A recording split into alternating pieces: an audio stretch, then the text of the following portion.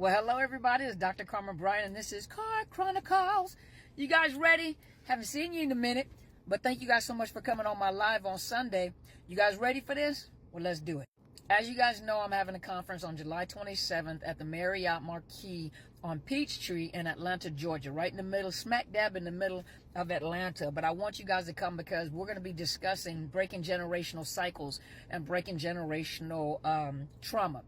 And in order to break generational cycles, you have to understand what generational cycles are. And so in the conference, I'm going to discuss what generational cycles are, what generations are, and I'm going to give you steps on how to break these generational cycles. You know, I'm also going to be talking about the different generations and their thought process when it pertains to family relationships and things that have been passed down from generation to generation. We're going to be talking about the baby boomers. We're going to be talking about Gen X. We're going to talk about the millennials, and we're going to talk about Gen Z. And Gen Z appears to be the generation that is breaking the generational traumas. They're the ones that are making the decision that mental health is a good thing. You know, they're the ones that are coming up with the, cancel culture.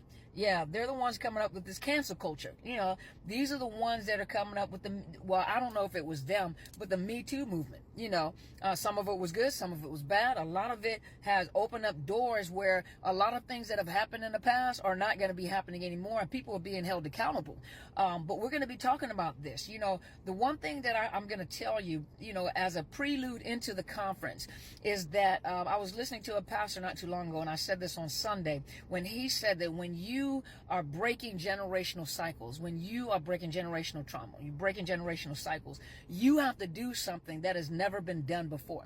And a lot of you, when you come from this conference, I want to psychologically and emotionally, or mentally and emotionally, prepare you for the fallout when you make a decision to break generational cycles, because you're going to do something that has never been done before. You're going to do something that has probably never been done before in your family, and you have to be prepared. If you are struggling with rejection, if you are struggling with abandonment issues, you know, this is something that you're going to have to be prepared for, because, you know, it has gotten to a point where you can't keep attracting the same type of people. And I understand a narcissist is going to be a narcissist is going to be a narcissist. Tigers do not change their stripes. You can't get mad at a tiger and decide that he's going to be a puma. You know, a narcissist is not going to change. And so we have to stop. You know, yes, we need to educate about the narcissist, but it takes us to change, because you're not going to change them.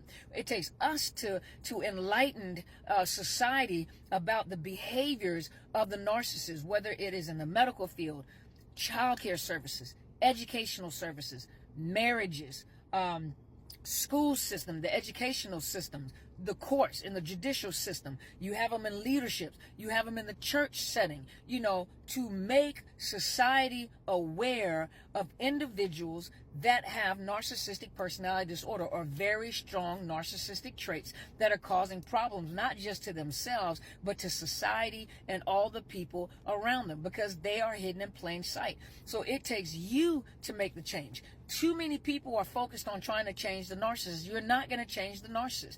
Too many people are contacting coaches and therapists because they want to bring in the narcissist, because they want the coach, the therapist, they want that coach or therapist to show the narcissist that they are a narcissist. They want them to educate, you know, you want us to educate the narcissist about who they are. That's the dumbest thing that you can do.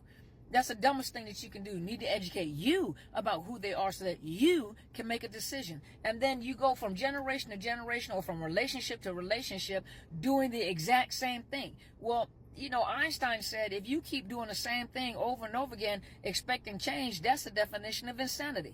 You keep doing the same thing. You haven't changed anything that you've done. And the problem becomes is that you are totally running off of emotions. You're making emotional decisions on business. You're making emotional decisions on your health. You're making emotional decisions on relationships. And guess who are suffering? Your children and the next generation. You cannot base your major decisions on life, relationships, on your emotions. Too many people are running off of emotions. And then you wonder how this becomes a magnet for a narcissist to enter into your life. And some of you are saying, you know, I keep drawing the same type of people. Because you are the common denominator in the situation. You is the common denominator in the situation. And that means you, sir or ma'am, have to make change. And in this conference, that's one of the things, of many things, that we're going to be discussing. We're going to be discussing identifying generational cycles, identifying generational trauma. And then I'm going to give you steps on how to break generational cycles. So I need you to bring pens and paper.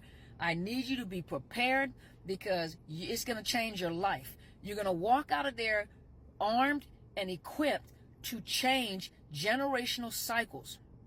I want you to also know, and I posted this, that Maya Angelou said, forgive yourself for not knowing what you didn't know before you learned. Some of you are living your life full of guilt. You keep looking back at your past, and you're grieving your past, and you cannot move forward. Let me tell you something. A narcissist can see the good in you. Why do you think that they're attracted to you? They're attracted to you because they see your potential. They see your gifts. They see your talents. And the one thing they're going to do is they're going to tear it down. That's when you have narcissistic parents do the same thing. Instead of cultivating the gifts in the child, instead of cultivating those talents and embracing them and helping them to become the best them that they can be, they will tear down their own child, because they look at that child as a competitor. They look at the child that you're going to be better than me. So they'll tear that child down. And the thing about a narcissist is they're not going to build you up. They can't build you up, because they can't even build themselves up. They can't build you up. All they can do is continuously plant the seeds of your past. All they can do is continuously remind you of what could have, should have, and maybe would have, and all the mistakes of your past. They will always, always hold you hostage in your past. Time is moving forward. People are moving and growing and building. But the thing that they'll do with you, they'll constantly hold you hostage in your past and the mistakes of your past. The things you should have done. The things you could have done. The mistakes that you have made.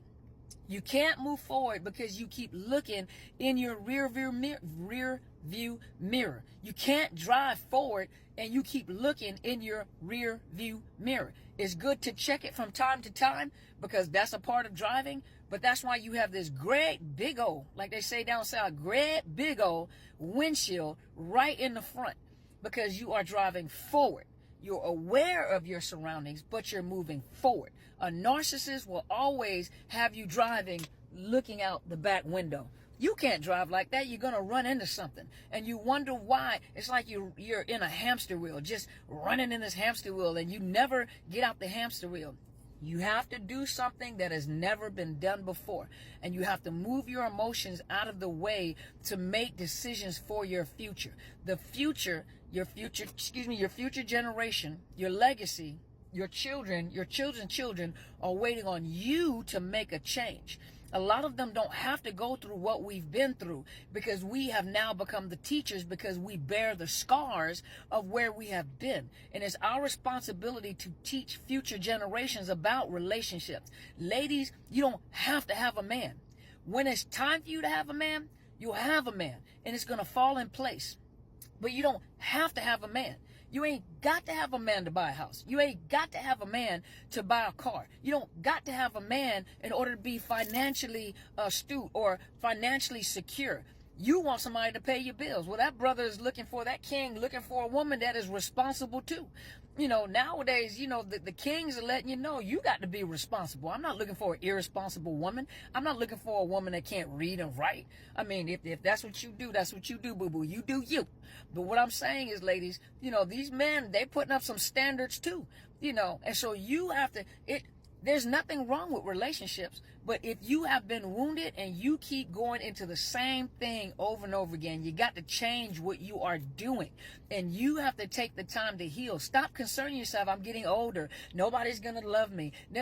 Billions of people in this earth, and you think that you are the only one. Ain't nobody going to choose you. They're going to choose everybody around you, but no one's going to choose you. Sometimes you need to take the time to get to know yourself. Even at the conference, my sister's going to be there, and she's going to be talking about, the value of you. When you take away all your titles and the roles that you play, what do you have left? Who are you? Join me. Go to overcomingnarcissistabuse.ticketleap.com or email me, and I'll send you an invoice. I'm waiting to see it.